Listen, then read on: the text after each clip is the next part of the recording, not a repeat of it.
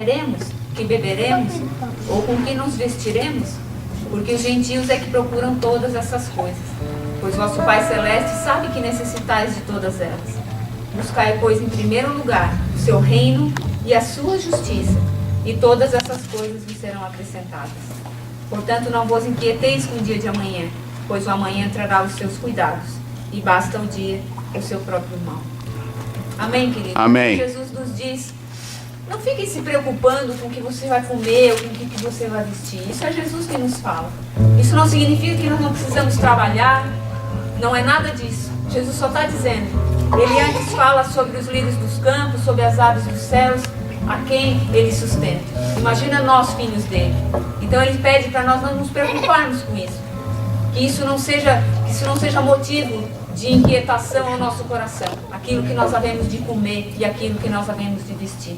Mas que nós busquemos Ele em primeiro lugar. E quando nós temos o Senhor como prioridade na nossa vida, todas essas coisas nos são acrescentadas. Aleluia. Amém? Atenção nessa noite.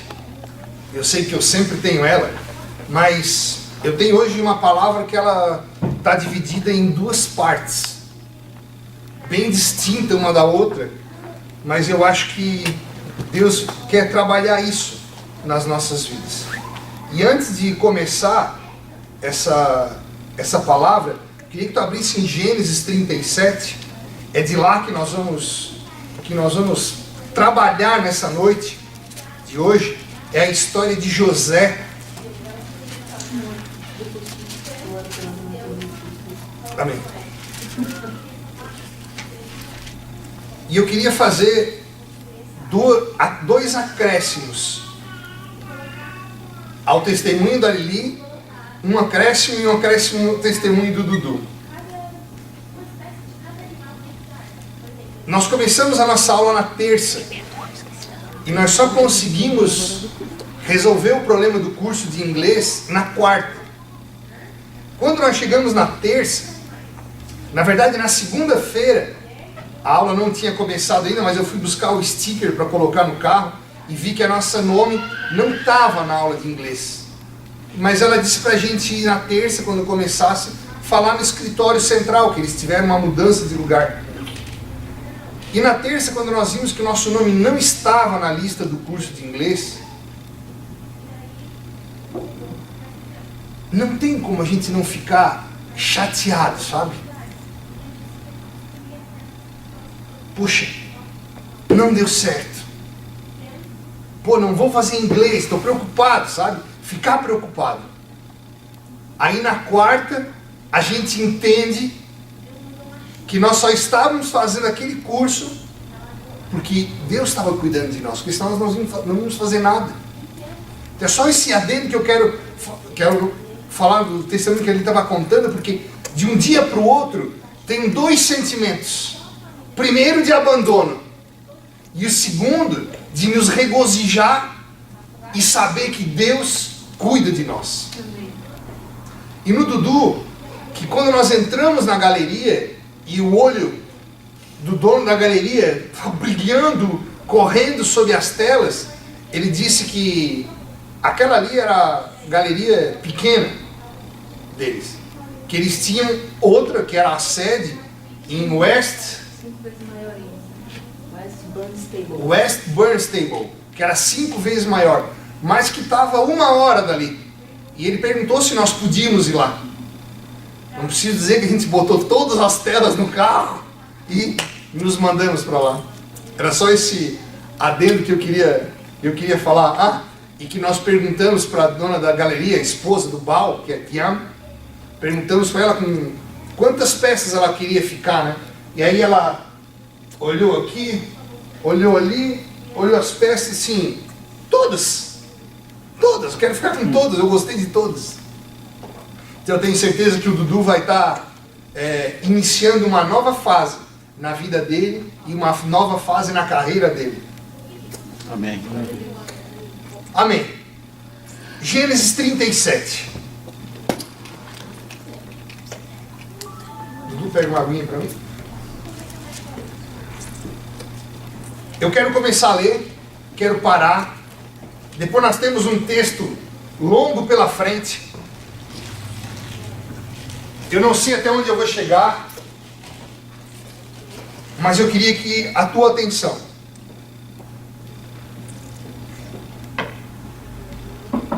Gênesis 37 diz assim: habitou Jacó na terra das peregrinações de seu pai, na terra de Canaã.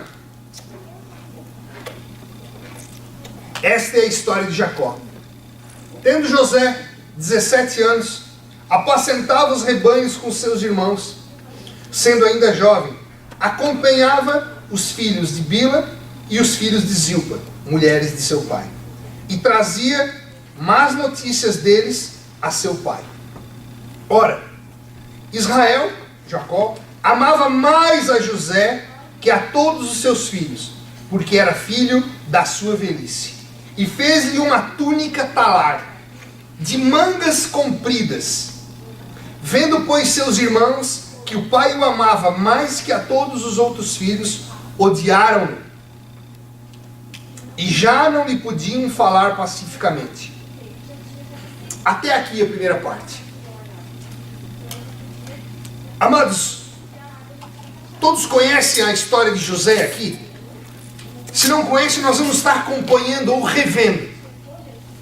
Mas eu faço questão de parar aqui nesse versículo 4, porque as nossas ações e as nossas atitudes, elas despertam também atitudes e ações na vida de outros. E olha que Jacó era um homem de Deus, mas ele não tinha uma educação nos seus filhos pautada sobre a palavra de Deus. E aqui a Bíblia fala que ele amava mais a José do que aos seus outros filhos, porque José era o filho da sua velhice, era o caçulinha. Então ele renegava os outros para dar atenção a José. E o que ele despertava no coração dos seus filhos? Ódio, por causa dessa preferência. E a Bíblia fala, aqui no verso 3, que ele produziu uma túnica talar. Naquela época eles vestiam túnicas, só que a túnica talar era uma túnica ornamentada, uma túnica dada e vestida pela realeza. E olha então o que José fazia, o que Jacó fazia. Dava uma túnica normal para todos os seus filhos. Talvez até repassava uma túnica que ficou pequena do grande para o menor, usada, surrada. Mas para José, ele dava o melhor. Preferência. Sabe, nós como pais precisamos cuidar para que nós não tenhamos preferência de um em detrimento do outro. E eu sempre digo que a Bíblia é um manual de comportamento nosso, onde nós vamos extrair e aprender tudo o que nós precisamos para o nosso dia a dia, inclusive educar filhos, inclusive amá-los de maneira igualitária, pois Deus nos amou tanto e de forma incondicional. Não importava para Deus se nós éramos pecadores ou não, pequenos ou grandes, se nós viemos antes ou depois, se nós éramos mais carinhosos com Ele ou não. Ele nos ama da mesma forma. E deu o seu único filho para salvar as nossas vidas. Aleluia. Pois nós somos filhos por adoção. Amados, a história de José, ela relata nesse primeiro momento a responsabilidade que nós temos como pais de amar os nossos filhos de maneira igual. E sabe, eu anotei várias coisas aqui E eu fico perdido quando eu anoto, gente.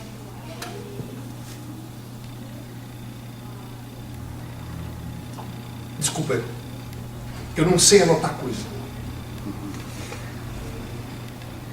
Quando eu estava lendo essa mensagem, eu vou fechar meu. Quando eu estava lendo essa mensagem, Deus começou a falar comigo que muitas vezes, e até como pastores, ministerialmente, às vezes nós temos preferências por pessoas, por filhos, ou como pais mesmo. Tem 1, 2, 3, o Stallone e o Daniel tem um só. Por enquanto. Por enquanto, em nome de Jesus. Mas serão pais de multidões. É o quê? Não exagera. Não exagera. Maurício e a Sara, a fábrica também não fechou. Não. Talvez ainda venham mais vários. Mas qual é o nosso desafio? O nosso desafio é amá-los. Mesmo que um seja mais carinhoso, outro seja menos. Um seja maior, outro seja menor. Um seja mais velho, outro seja mais novo. Porque quando nós começamos a dar atenção a um, nós acabamos rejeitando a outro. E isso desperta, enquanto pequeno, numa necessidade de não crescer. De ficar, quanto mais tempo, mais criança. Para que o pai possa paparicar mais e mais. E depois de um certo tempo, porque o crescimento é inevitável, a criança amadurece num salto, porque ela vai precisar se dar conta que ela precisa correr para cuidar da própria vida.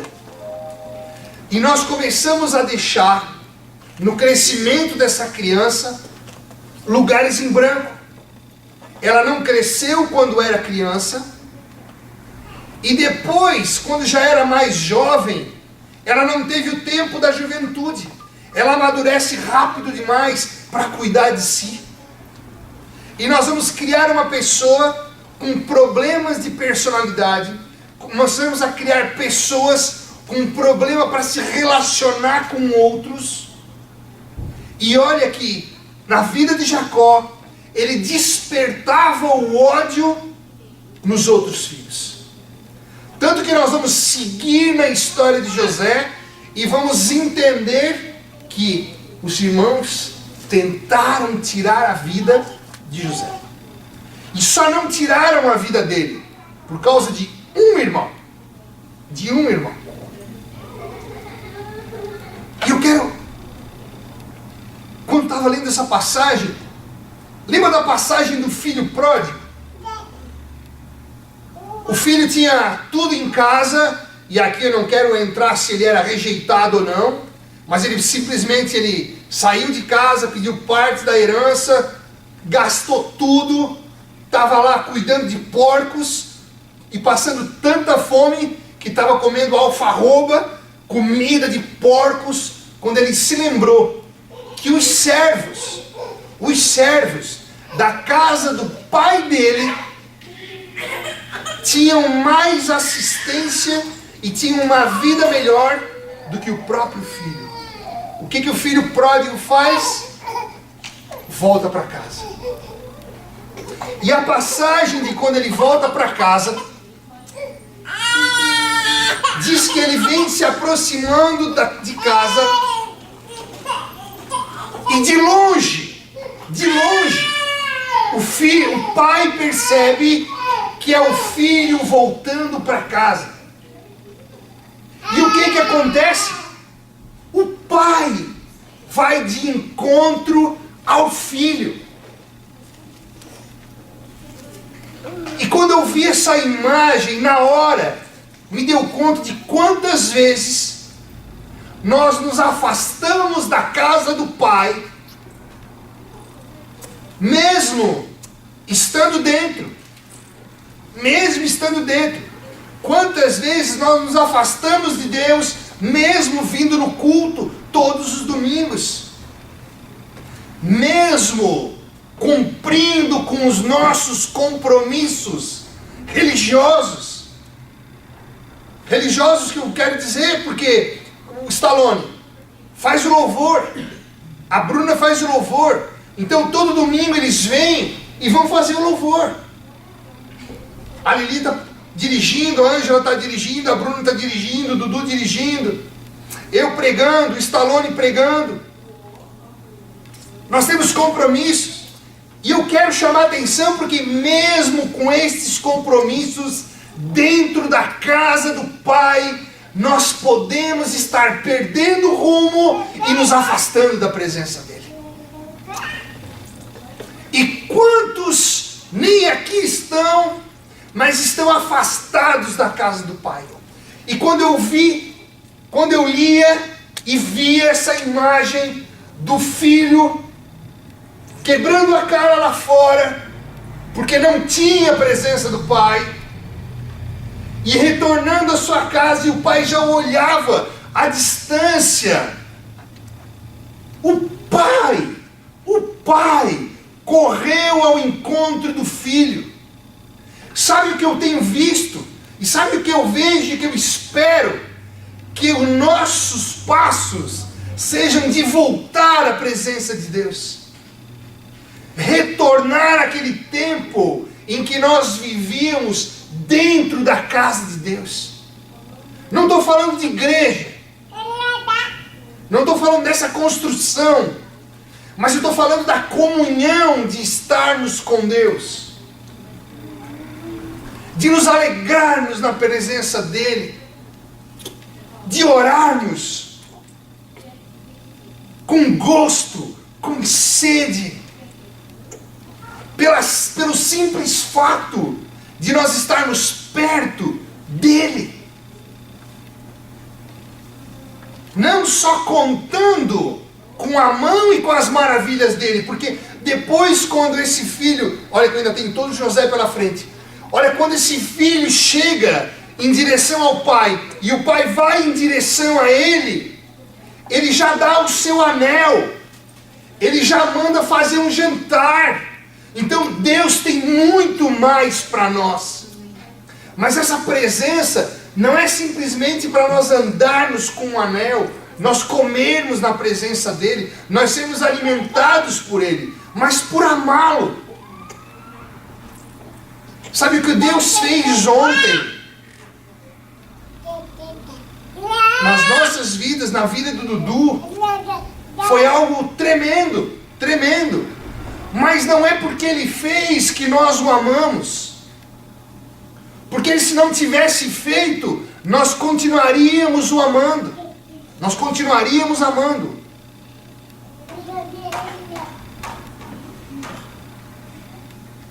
Amados, vocês conhecem meu carro? Meu carro é grande, é uma van.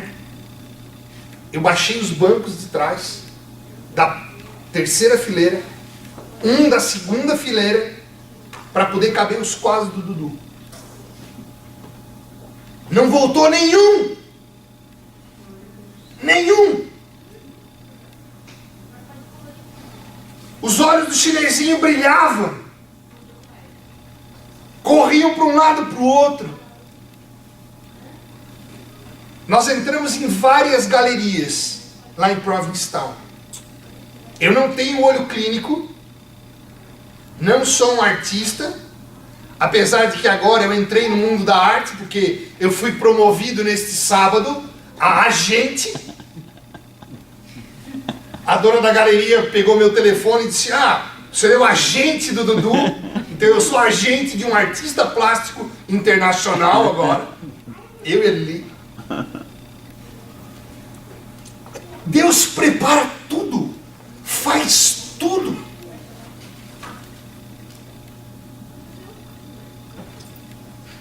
Como? Ele pode tudo. Onipresente, onisciente, onipotente. E nós? Muitas vezes não enxergamos o que Ele pode. Muitas vezes não enxergamos o que Ele tem para nós. E retrocedemos. Sabe, eu era um homem brabo, frustrado, terça-feira, quando eu não estava com meu nome na lista do curso de inglês. Porque Porque tudo que eu queria era fazer o curso de inglês. Quando nós fomos conversar com essas mulheres, amados, elas sabiam quem nós éramos. E sabiam do nosso caso. E elas cuidaram de nós. Claro que eu sei que não são elas. Agradeci a elas. Mas eu agradeci a Deus que usou-as para nos abençoar. Porque quando elas nos disseram, olha, não tinha mais vaga. Vocês iriam ficar para estudar em janeiro, se abrisse vagas. Para não deixar vocês sem.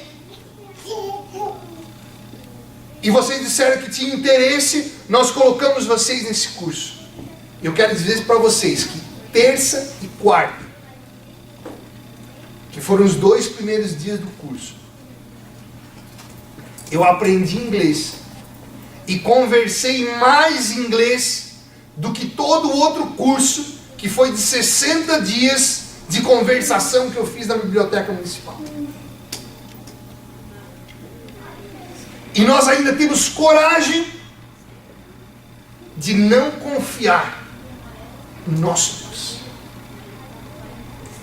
E a história de José, e eu vou ser obrigado a começar a história de José, que senão nós vamos ficar até a meia-noite. A história de José mostra o cuidado, a perseverança e a dedicação ao nome do Senhor. E olha, a história de Jó, ela é triste. No final, Deus o provê muito mais vezes. A vida de José, ela pode parecer uma vida vitoriosa a princípio, mas quantos obstáculos ele passa. Quantos momentos na vida dele ele não consegue enxergar a solução. E eu quero que tu me acompanhe nisso.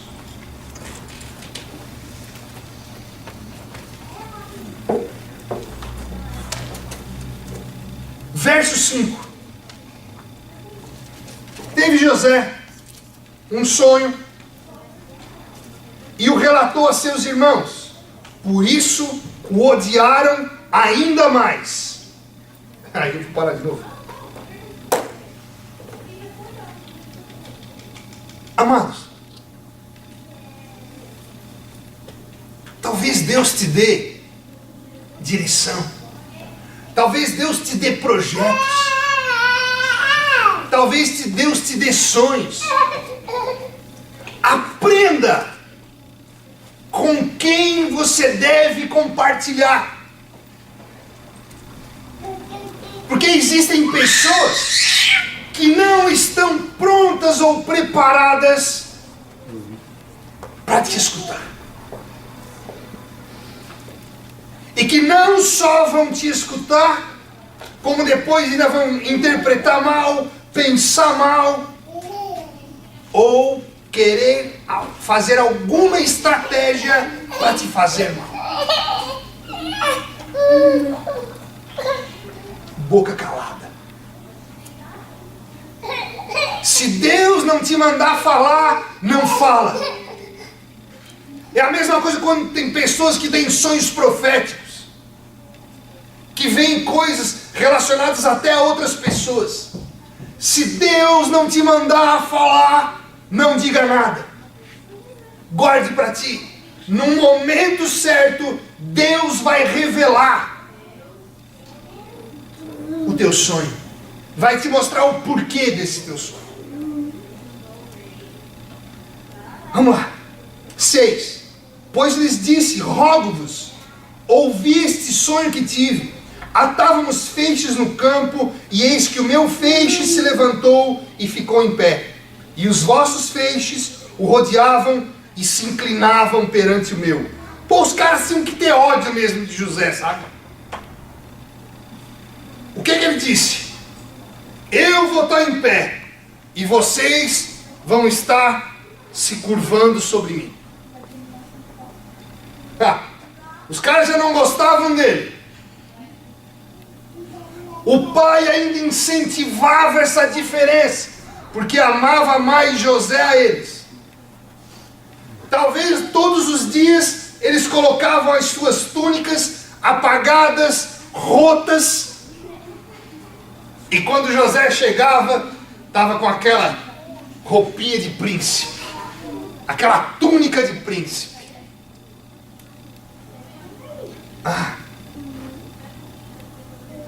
O verso 2, no finalzinho, diz assim, falando sobre José: e trazia más notícias deles a seu pai. José ainda servia de olhos para o seu pai. E os irmãos sabiam que José contava tudo para seu pai. Claro que José não estava distorcendo, mas a conduta dos seus irmãos não era correta. Mas, aos olhos dos seus irmãos, José era um dedo duro. Dedo duro. Algum outro sinônimo? Um leve trás. Mais um. Fofoqueiro. 8. Então lhe disseram seus irmãos: reinarás com efeito sobre nós? E sobre nós dominarás realmente? E com isso tanto mais o odiavam por causa dos seus sonhos e de suas palavras. Teve ainda outro sonho, e o referiu a seus irmãos, dizendo: sonhei também que o sol, a lua e 11 estrelas se inclinavam perante a mim. Contando a seu pai e a seus irmãos, repreendeu o pai e lhe disse: que sonho é esse que tiveste? Acaso viremos eu, a tua mãe e teus irmãos a inclinar-nos perante ti nessa terra? Seus irmãos lhe tinham ciúmes. O pai, no entanto, considerava o caso consigo mesmo. O pai não gostava, mas guardava no seu coração. E como foram os irmãos apacentar o rebanho do pai em Siquém, perguntou Israel a José: não apacentam teus irmãos o rebanho em Siquém? Vem, enviar-te-ei a eles. E respondeu-lhe José: eis-me aqui. Disse-lhe Israel: vai agora e vê se vão bem teus irmãos e o rebanho, e traze-me notícias. Assim o enviou do vale de Hebrom, e ele foi a Siquém. E um homem encontrou José, que andava errante pelo campo, e lhe perguntou: o que procuras? E ele respondeu: procuro meus irmãos. Diz-me onde eles apacentam o seu rebanho. E o homem lhe disse: foram-se daqui, pois ouvi-os dizer que vamos a Dotã. Então seguiu José atrás dos irmãos e os achou em Dotã. De longe o viram, e antes que chegassem, conspiraram contra ele para o matar. Amados, nós não precisamos estar ao lado dos nossos inimigos para eles estarem armando estratégias sobre as nossas vidas. E a Bíblia fala que Satanás está ao nosso derredor como um leão que ruge, esperando apenas uma brecha. Ele está olhando, cuidando, porque ele é perseverante. Se nós abrimos brecha nas nossas vidas, Dudu, Rodrigues, Daniel, Stallone, Maurício e eu, nessa noite, nós somos cabeça das nossas casas. A Bíblia diz que nós somos sacerdotes da nossa casa. O sacerdote, ele cuida. O sacerdote, ele ampara. O sacerdote dá direção. Ama. protege, guarda, dá a sua vida pelos seus. E eu quero deixar uma pergunta para nós nessa noite. Nós abrimos mão, eu nem vou falar de morrer, mas nós abrimos mão daquilo que nós queremos, daquilo que nós gostamos, ou daquilo que é pertinente para as nossas vidas. Nós abrimos mão disso para que a nossa esposa, os nossos filhos sejam felizes. Nós estamos dispostos a parar de fazer algo que os machuca, que os fere, ou que de alguma forma os afasta de nós? Pois essa responsabilidade não é deles. Essa responsabilidade é nossa, como sacerdotes. De longe os irmãos já ouviram. E de longe eles arrumavam estratégias. Olha a diferença de Deus e de Satanás, do pai e do inimigo. Quando o pai vê o filho longe, ele não espera o filho chegar. Ele vai de encontro ao filho para receber. O inimigo, quando vê o filho ao longe, ele já arma estratégias para destruir. A Bíblia fala que nós precisamos ser simples como as pombas, mas astutos, espertos, inteligentes como as serpentes, rápidos como as serpentes. Deus não está criando uma geração de evangélicos burros, tapados, boca aberta, que são pisados, chutados e enganados por todos. Não! Deus tem nos feito amar a todos,